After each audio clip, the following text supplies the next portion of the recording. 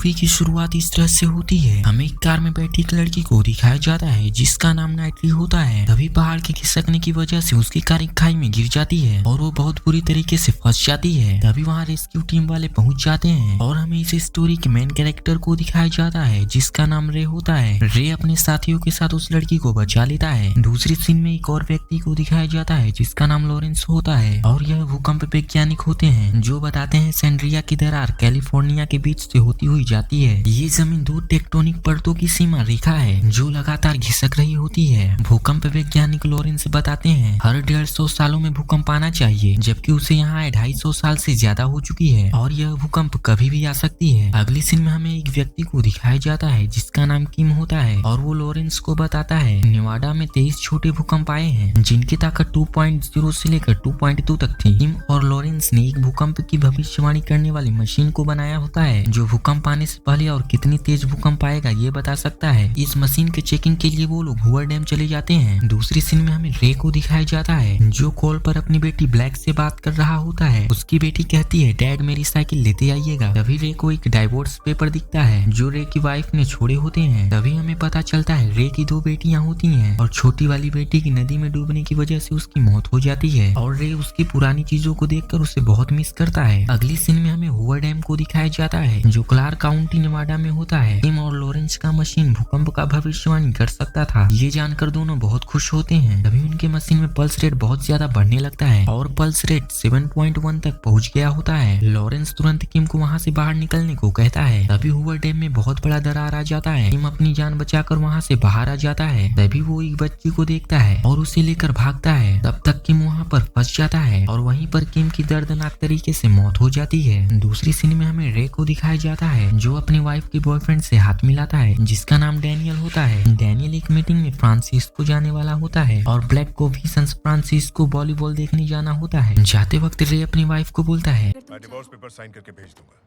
रे अपनी वाइफ को छोड़ना नहीं चाहता, फिर भी उसकी खुशी के लिए उसे ऐसा करना पड़ता है। ब्लैक और डैनियल फ्रांसिस्को जाने लगते हैं। डैनियल बड़ी बड़ी बिल्डिंग बनाकर उन्हें बेचता है। तभी डैनियल मीटिंग में चला जाता है। ब्लैक की दोस्ती एक लड़की से हो जाती है जिसका नाम पेन टेलर होता है। पेन टेलर अपने छोटे भाई के साथ वहाँ पर जॉब इंटरव्यू देने के लिए आया होता है। तभी उसका छोटा भाई अपने बड़ी भाई की सेटिंग ब्लैक से कराने लगता है। पता है तुम बहुत सुंदर हो।